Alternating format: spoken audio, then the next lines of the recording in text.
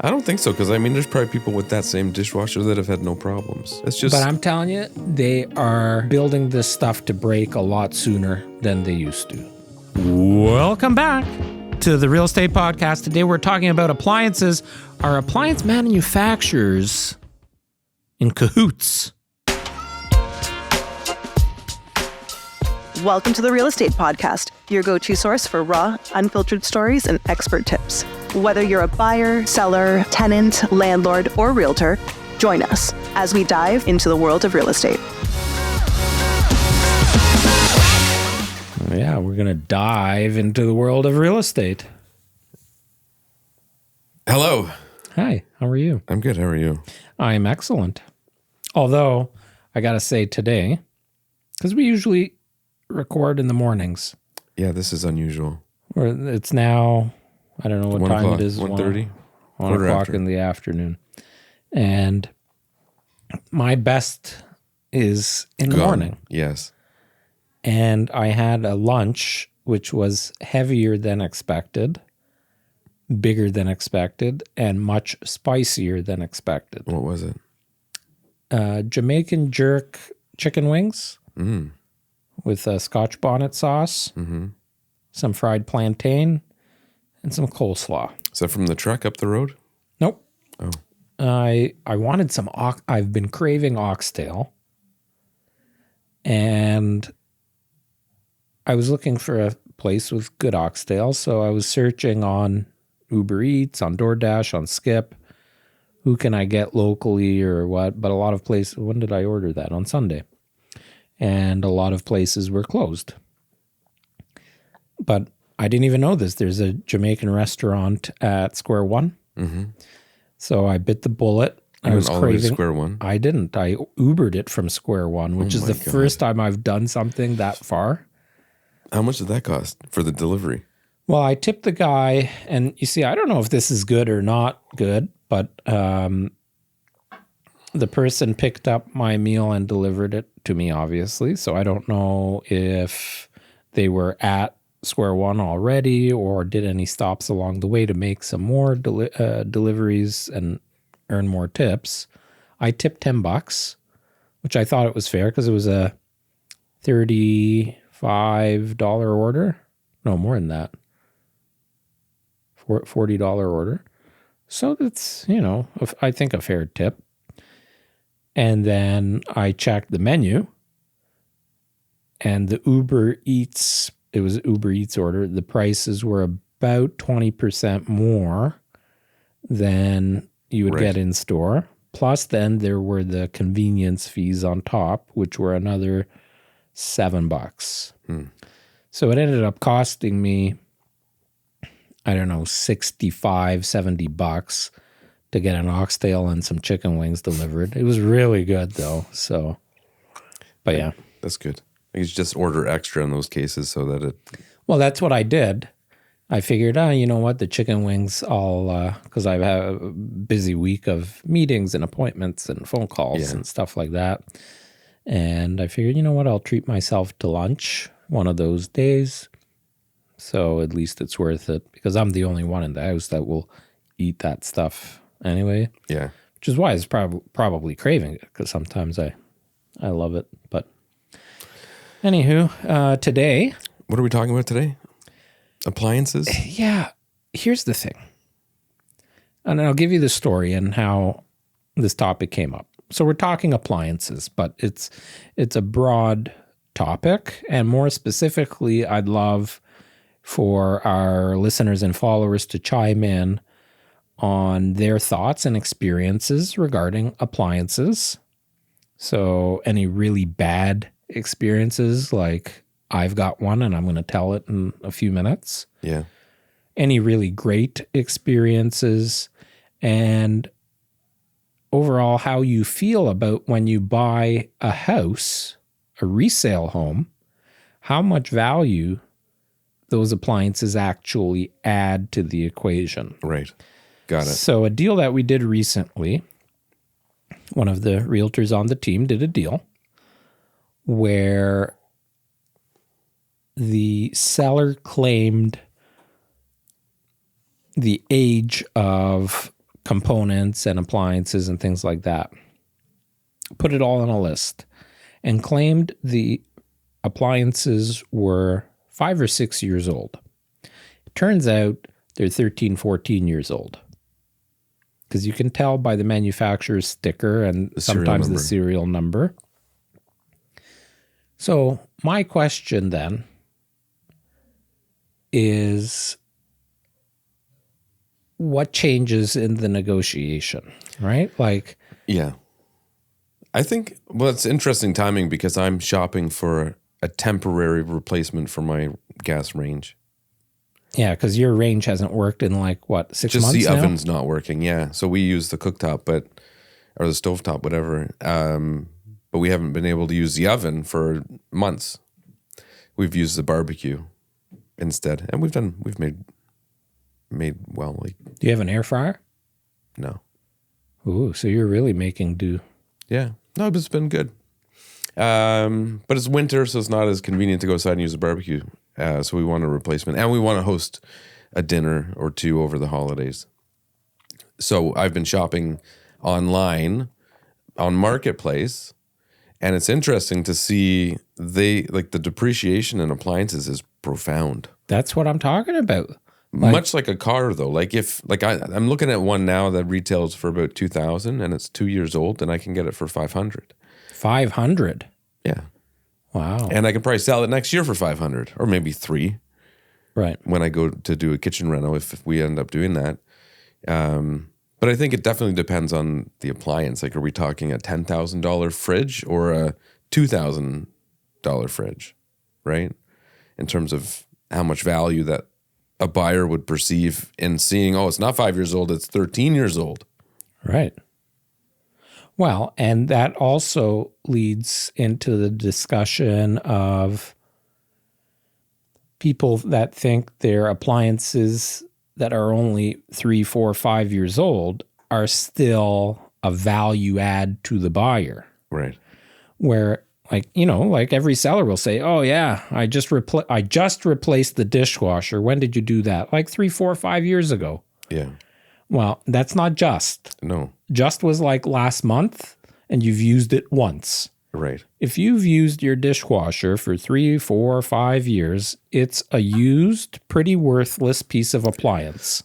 Yes and no. I mean, it depends on the appliance. Like, some of them you'll get 20 years out of. But the point being, its resale value has diminished considerably.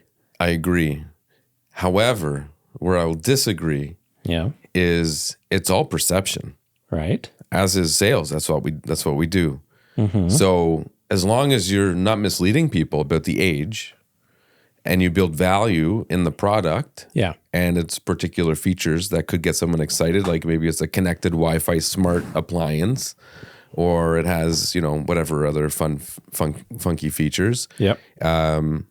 If you can build value in those things and get a buyer excited about it, the perceived value is going to be much higher than if you just say, oh yeah, it has a 3-year-old KitchenAid gas range. Yeah, and the higher value the appliance, the more that should be highlighted. Yeah. And I kind of went down the rabbit hole of appliances recently because we were unsure about what to do with ours. So we were looking at new ones. And the guy that I was talking to, he was showing me high-end stuff. And he's like, even at the high-end levels, look at how horrible some of the builds are. And he was showing me, I think it was a Thermador range. And a lot of it was very poorly put together. And it was like thin metal and sharp edges and stuff like that versus another one. Like I think Viking was a good comparison where it was much more refined. Yeah. And, so I think at all levels that stuff exists. Thermador is kind of middle range. Mm-hmm. But pay an arm and a leg for a big range, right? Like 30, 40 grand I gotta for a big say, range. Though, like the Viking and the Wolf stuff, it is good quality. Yeah. And it does last a long time. But you are going to pay through the nose for it. And they do depreciate quite a bit. Maybe they hold their value a little bit better. It's just like a car, like Toyota as an example, Lexus. they're known to hold their resale value better than a Ford would. Yeah. But you're going to pay a little bit less for the Ford. And when you go to trade it in, the Toyota and the Lexus are still worth incrementally more. Right. So, but the point being, it's not a brand new appliance anymore. No. So even though you as a seller paid $2,000 for that stove 2 years ago, in real life, it's only worth $500. Yeah. Well, and we do that all the time when we're doing valuations. Kitchens are a big component of that. So we look at the appliances in one house versus the other and say, well, what is the difference in quality, and what dollar amount do we associate with the value in those appliances, so that we can come to a final number on how the home would appraise. But I think if people aren't, I think what people should do is take down the model numbers and look them up on Marketplace. And see what you can buy it for. You don't even have to do that anymore. What do you do? Google images. Yeah. Oh, yeah. Or what do you call it? Google. I think that's it. Lens. Lens. Yeah, Thank you. Yeah.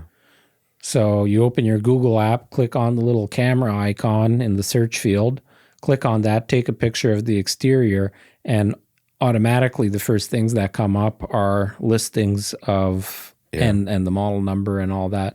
Hot tip for the realtors, because Steve Bruman was working a deal last week, and he wasn't able to get photos of the serial numbers and the model numbers because he didn't know they were putting an offer on that property. So I said, Steve, just take but he did take interior photos through the showing. I said, Steve, just take that photo and put it into Google Lens, and you'll probably be able to find the model number from that. And he was. Oh, nice. And found out that the price of it and its current value and et cetera, et cetera. So that's a little hot take for my realtor friends. Like your little head shake. Anyone listening is missing out. Yeah. So you've been mentioning your kitchen reno for a little bit now. You've decided to renovate? I believe so. I'm excited about it because our kitchen's too small, the way it's configured, and there's wasted space. So I think it'd be nice. And we're reaching that point where, like, we've replaced the dishwasher, had to. I would otherwise be replacing the gas range. The fridge... Well, they're all 14 years old now. Yeah. The fridge works fine. The ice maker's getting a little noisy, but our appliances overall I've been very happy with. But they're reaching that point where it's inevitably going to have to be replaced. So all of you listening or watching, how long do you think the life expectancy is for the appliances in your home? I want to see the variation in answers. Well, and the other part of it too is, like, I'm looking at these used ones. I'm like, this is a great savings, huge. There's some things I wouldn't want to buy used. Well, this is the thing. It's like, do you want how much value do I have associated with buying something new? So I can buy a brand new basic electric range for like $500, and it'll come with a year's warranty. But are you really that cheap? Well, my alternative is I buy a nicer, slightly used one for $500. Knowing you, but gas. By the time you decide on something and the renovation is complete, your brand new stove will probably need to be replaced again anyway, because it'll take you 10 years. No, but I'm not buying. My point is for a temporary replacement. Yeah, no, I know. Right? But your temporary is going to become permanent. We could be having this discussion in 10 years. Yeah, that's what I'm saying. Yeah. It's possible. Although if I were you, you see, I don't think your kitchen is me personally, and my kitchen is similar to yours, except mine is maybe slightly more current because it's white versus the black. But we have the same style cabinets, which are shitty cabinets that, well, not shitty, but like... I know I don't need to replace them. After 14 years, they're showing their... wear and tear, especially with the kids and life and cooking and whatever, right? Mm-hmm. Could you, in theory, add a pantry? So for those of you that obviously you don't know what we're talking about when we're talking specifics with Adrian's kitchen, but it's essentially an eat-in kitchen where the breakfast area has nothing in it. And we used it for kids to run around and all that stuff. Sure, or you set up a temporary table during events. Yeah, when sometimes. we're hosting, we have like a buffet set up there. Yeah, which is convenient. But if you had a nice island there, that would be nicer than throwing out some folding tables. But yeah, how big is that space? Maybe 10 by 10 or something like that? So right now you have 100 square feet that's not being utilized in your kitchen, which is a lot. Mm-hmm. But could you, in theory, add an extension pantry into that breakfast area? And an extension, you could even build it, an extension on the island. An extension on the island that you build. Maybe it's like a nice walnut table that kind of comes into the island kind of thing. And, bang that out for a few $1,000 and get the cabinets repainted, put new hardware on there, maybe even change out your backsplash. Like you could do a nice renovation without tearing everything down and starting from scratch. I would say for 10 grand, 12 grand. Yeah. So that's a tough decision to make because it's only 13, 14 years old. It's still got a lot of life left. Well, I mean, there's kitchens we walk into with houses from the 80s. That's still the original kitchen. Yeah. I mean, they're hardwood. Some of them are coming back in style. That's right. So it's definitely not a necessity, but at some point. Well, Robin ripped out her kitchen, which was was even newer. She bought the house knowing that she hated the kitchen, which I don't blame her because it wasn't overly appealing. Right. But it was only 6, 7 years, 8 years old, and gutted the whole thing and did it all custom. So I don't know. I think a lot can be done because we have a lot of our clients and a lot of our listeners, especially in Milton, where the homes were built during the Mattamy boom, and all of these kitchens are starting to show their age, need a little bit of, and it's generally when the appliances start going that, we got to replace the appliances. Now you have nice new appliances, but the cabinets and the counter and the backsplash are all not so nice. Yeah. Well, to each their own too. Some people just don't want to invest the money into it. How much have you come up with, like rough guesstimates of budgets and stuff? I'm just curious how much you would be willing or budgeting for on your appliances in the kitchen. Well, I got one quote for the cabinetry. No, just appliances I'm talking. Oh. I would think, I've already got the dishwasher out of the way. Which you got a Miele. Yeah. And that was what, $2,500? Yeah, it was pricey. Well, I'm going to get down can I get my dishwasher shit out of the way? Yeah. So we had the Electrolux dishwasher when we bought the appliances. So that's what we just replaced. Same one. Right. So you and I had the same dishwasher. After 9 years of it being okay, I never thought it was a great dishwasher. I had a GE pretty basic one in my previous house, and I thought it actually washed the dishes better. But it was this Electrolux one was pretty quiet. Very quiet. In fact, I think it's quieter than my new one even. Yeah, I think the new decibel ratings that they give these dishwashers are all bullshit. Yeah, kind of like fuel efficiency ratings. So we had that for 9 years. Ended up replacing it for I would say, a mid to upper range Bosch model. Because everybody I spoke to in the industry over the years, my clients, you need a Bosch dishwasher. They're the best. Mm-hmm. Even Consumer Reports. I read Consumer Reports, rated this dishwasher very good, blah, blah, blah. Get the dishwasher 1.5 years, 2 years later. There were signs of it leaking and it wasn't draining. It started creating concerns. And the last thing I want is a dishwasher that potentially is going to overflow or leak or something. Yeah. Well, that's why we got rid of ours, because it started to, and that gets costly. So I called the repair guy in because I thought, okay, maybe it's something that can be repaired. And he said there was a bit of water under the dishwasher. As soon as I heard that, I said, get it out of there. And I ordered a brand new LG. It's now 14 months that we've had the LG. And one night I'm listening to the dishwasher, and it's fucking loud. This dishwasher sounds like, and it's not a cheap one either. That was, okay, $1,200 or, cheaper than the other two I bought. But I'm like, screw this. If I'm going to be replacing dishwashers, then I don't need, and this one has 3 shelves, all the turbo jets. It's all stainless, it's still a nice dishwasher.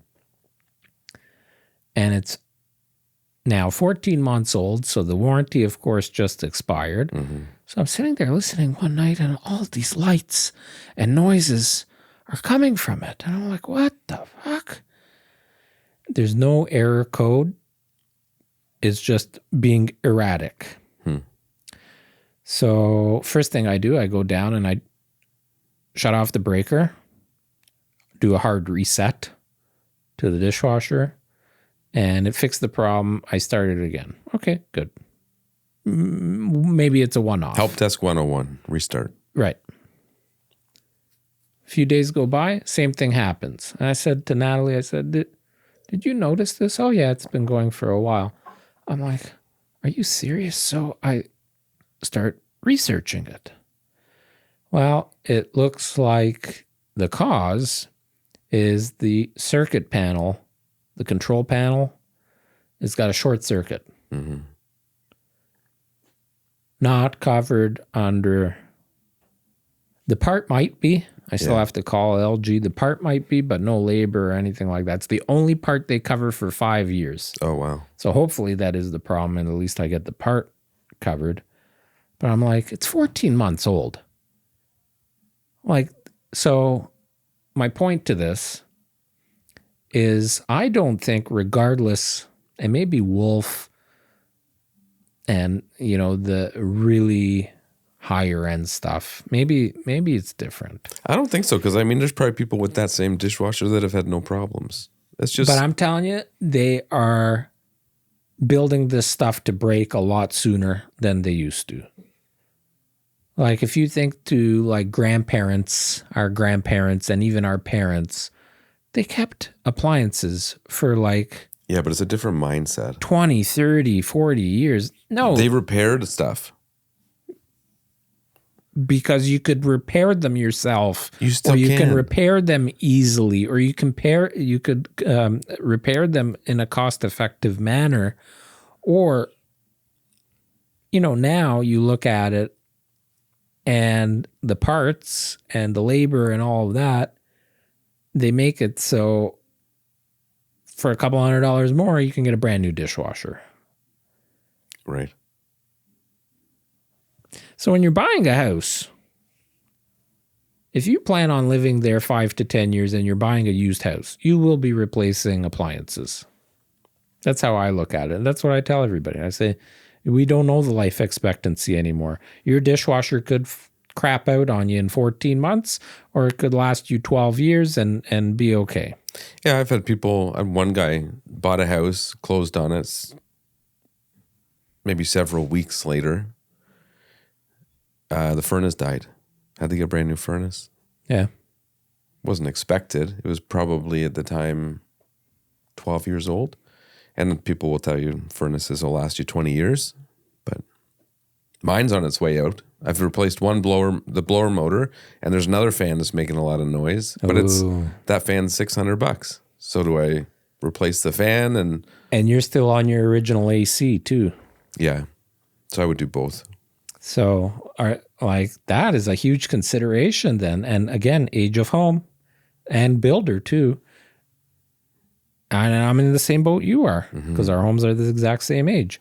So appliances. Yeah. Roof. All of HVAC. The furnace. Windows. The hot water tank. The AC. The windows. the garage doors, everything's going to have to be replaced very soon. Yeah. So the question is, do you want to invest that into that house, or do you want to move? If you're going to do it, would you rather put it into your house, or would it make sense to put it into a different house? And that's a very valid question, because if you spend, without doing your kitchen rental, let's say you do a kitchen fluff at 10 to 12K. Your appliances, let's say you got to swap them all out.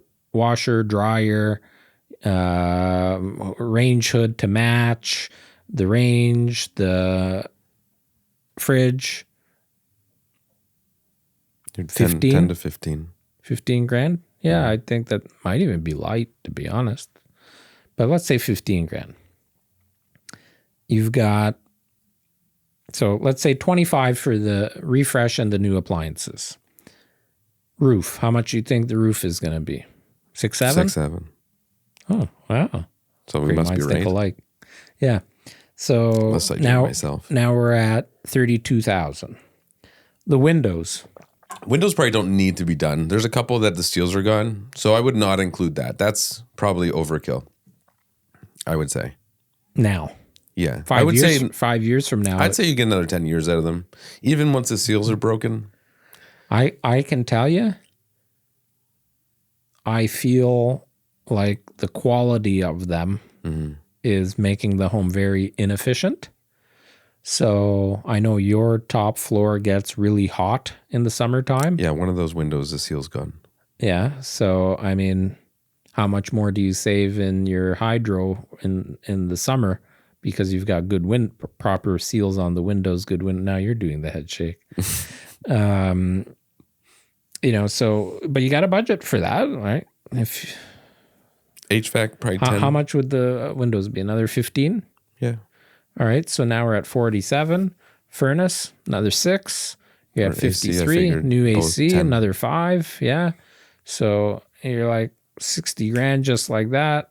Garage doors probably need to be done. Or you only have one big door. And here's the thing. Now you're doing the whole kitchen. No, not the whole kitchen, just a fluff.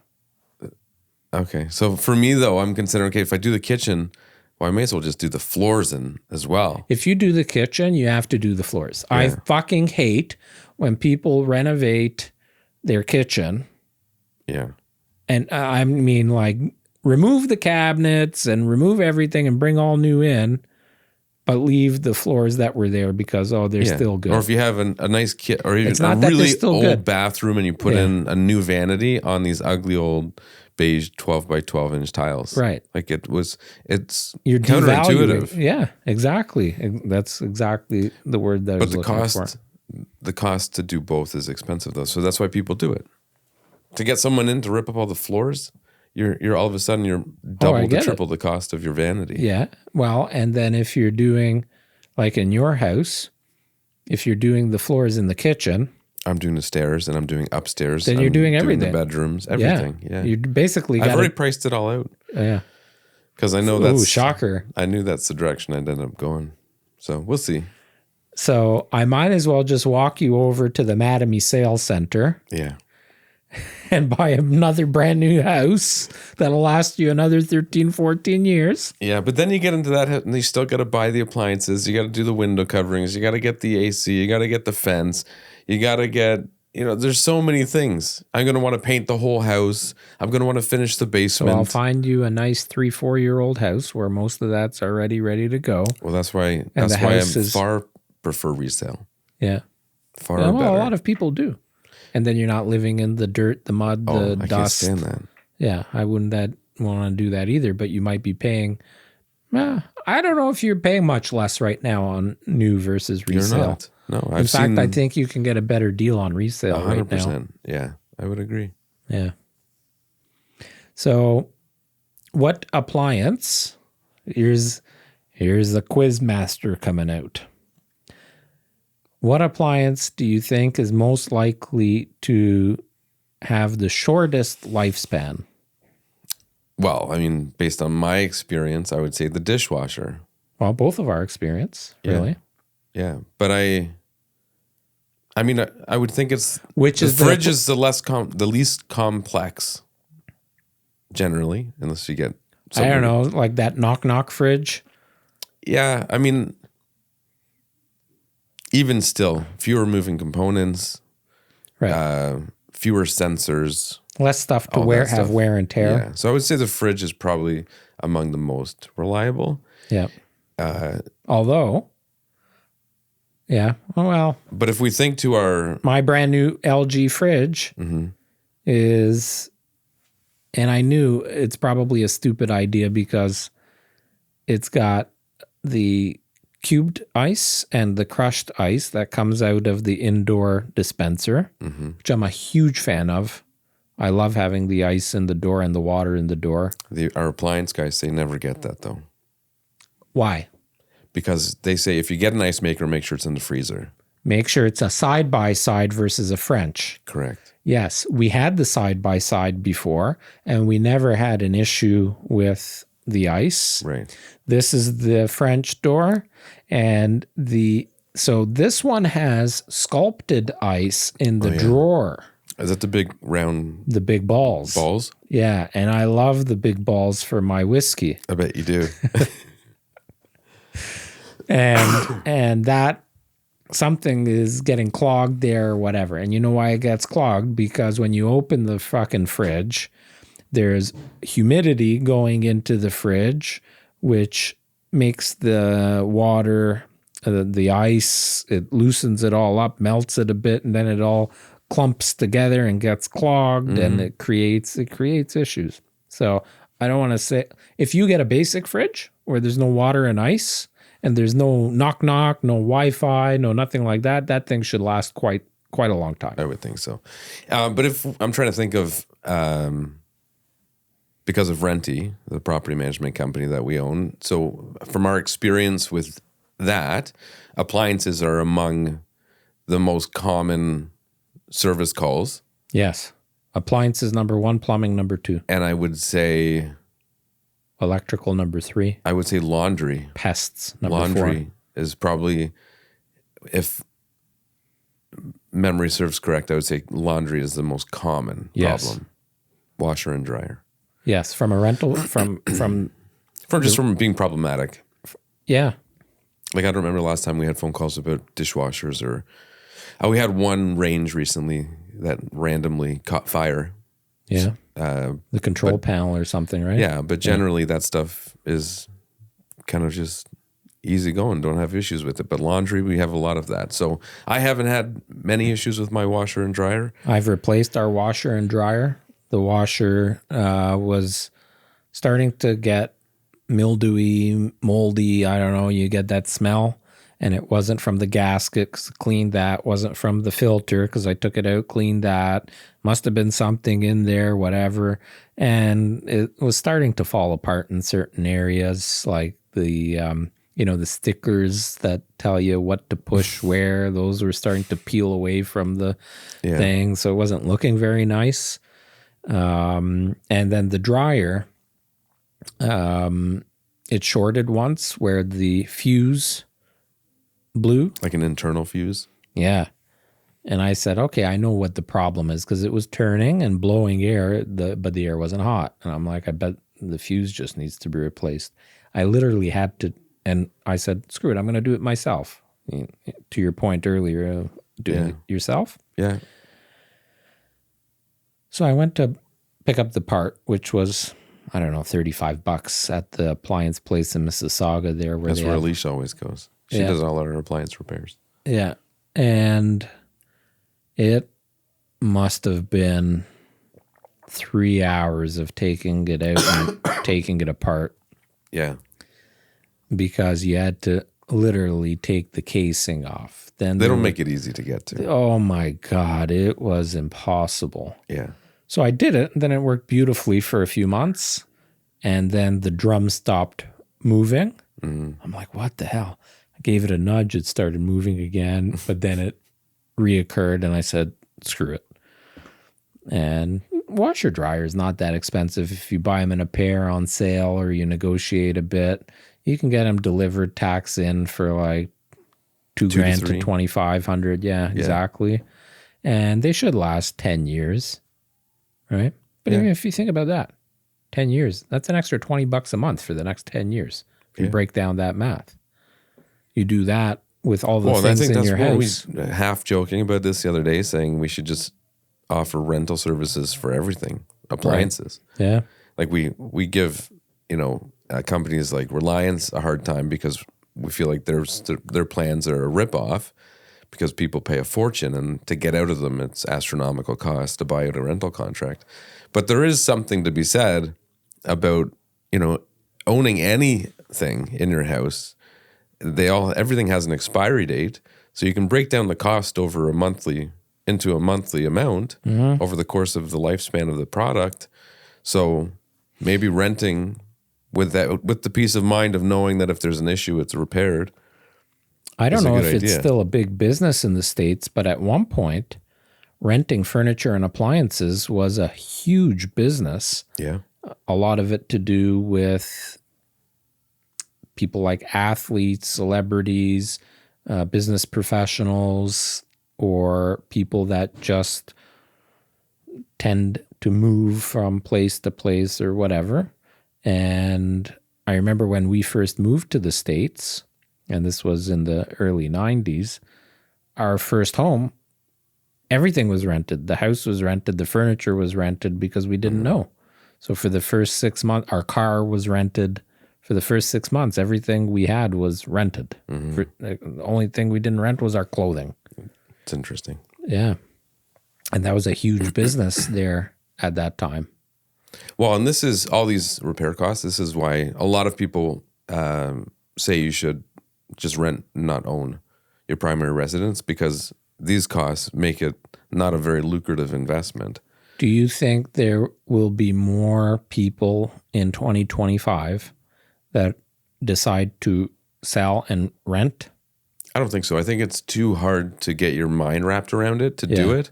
And I struggle with that because. But do you think then there are more people that will, instead of buying their first home, just continue to rent? Yes. So fewer first-time home buyers on the market. Out of a matter of they can't afford to buy, and also they don't care to. Right. The certain generations get to a point where it's not really that feasible anymore, and I really just don't care where I live. Well, and could you theoretically, because a lot of the first-time home buyers now, like you think the 20 to 30-year-olds, and that's probably young now, so late 20s to late 30s is now the first-time home buyer age bracket, depending on what your income is, obviously. But their expectations of where they want to live have increased in, size, appeal, and location.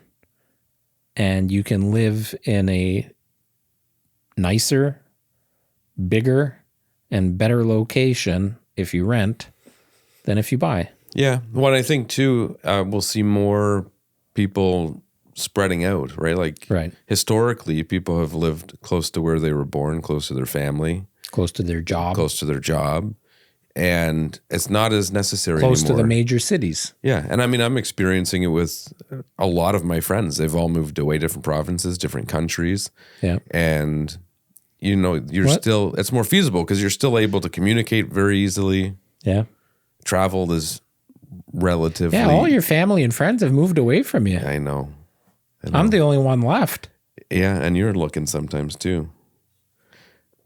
Well, I'm the common denominator. I don't think we're moving anywhere. And if we were, it would probably still be in Milton or at least in Halton region. Yeah. Although, to be honest, if Natalie said to me one day, what do you think about moving to Costa Rica or Belize or Alicia wants to move or to Turks and Caicos? I'll sign my life away and pick up and go somewhere hot. Yeah. Alicia will go away in a second. I think she's envious of the people moving. Like Josh and Reese went to North Carolina, got friends in Victoria, friends in Edmonton. And now she's like, would you ever consider moving? And so I think she likes the idea of being able to have that flexibility too. But It's easier if your family is, and I don't mean your immediate family. I mean like your brothers, your sisters, your uncles, but also your parents. If your parents are at an age where they can take care of themselves still, that they don't need a hand every once in a while, or you only see them once a year, you know what I mean? Yeah. Then maybe it plays a different factor. If you have parents that are older and you want to be close to them to help them out, then that plays, like, there's so many variables to that. Your kids, are you going to uproot your kids? Like I was uprooted. We moved countries. We moved from here to Nevada. I think it's a cultural thing too. Like I have some clients, I have one client who's Chinese, and his culture, in his culture, the parents live with him. Yeah. Once the tables kind of turn, and he's now the caregiver, breadwinner, the caregiver, and they live there forever. Yeah. And that's just how it works. And so he got married, and his wife and him live with his parents. One of his fathers passed. Yeah. So I think it's a big cultural thing too. Sure. Well, my grandmother lived with both her children. Like my dad, when I moved out and he was by himself, my grandmother moved in with him, and they took care of each other. And then she ended up kind of moving in with her daughter, my aunt. So I think that happened. And we have a lot of clients that their parents are. Yeah. Anyway, we've gone down a rabbit hole. Thanks for your chat on appliances. If somebody's had a really shit experience with an appliance, I'd love to hear the story. Because my story is that I'm going shopping now for our 4th dishwasher. And I just got my second. If there's one appliance that I don't, well, I guess maybe the washer and dryer are really important too. And they all are. They all are, but like I would say the dishwasher is the least important. Would you? 100%. It's easiest to clean your clothes. It's harder to cook without a stove. It's hard to keep your food cold without a refrigerator, unless it's the winter. And it's much harder to clean your clothes than it is the dishes. So the dishwasher is the least important appliance. I don't know. I would argue you got a microwave, you got an air fryer. We have a backup fridge in the basement. A lot of people do. And we run our dishwasher twice a day. Well, you could get a backup dishwasher. Yeah. You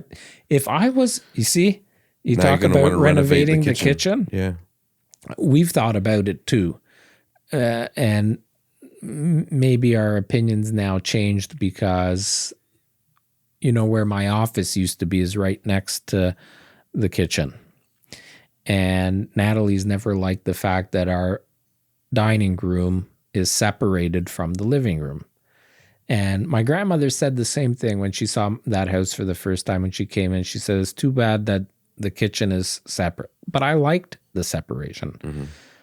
We love the fact that there's that extra room on the main floor, which is the kids, that's their room. Mm-hmm. But if I was to do it, I would take all those walls down so it's open. Kind of like if you were to do that in your house, same kind of concept. And I would get one of those 12-foot where you have the 2 fridges and the freezer. I don't like those. All built. I fucking love that. Oh, man, that would be maybe a if dream. It's built in, like with cabinet faces. Sure, whatever. But to have like a full-size fridge and a full-size freezer side by side, I think it's not very nice looking. It's like stainless steel. I just don't like the look of it. I think if you get the right one, they're bloody sexy. Yeah. The commercial style look, I love that. Yeah, I'm not sold on it. Only if it's built in. I would do that. I would get 2 dishwashers. I would have a second, like not a bar sink, but not a full-size sink. I would have a second sink and some kind of pull-out garbage system where it was very nicely organized for your garbage, your recycling, and your compost. Yeah. Those would be my my priorities if I was doing it. I just upped your budget by 20%. Anyways, I'll see you next week. What are we talking about next week, by the way? Well, it's top secret. There's just a bunch of questions for you. About a bunch of questions Are they for you. like real estate related? They are and they aren't. Some are very real estate related, more household related in terms of home maintenance, best practices, habits, things like that. Ooh, I'm intrigued. Yeah. Well, Are you going to tell me any of them? no. We'll talk about it next week. Fine. Bye. Bye. Thanks for watching. Thanks for listening to episode 318 of the Real Estate Podcast. We want to hear your appliance horror stories. Leave a comment, let us know, and we'll see you next week.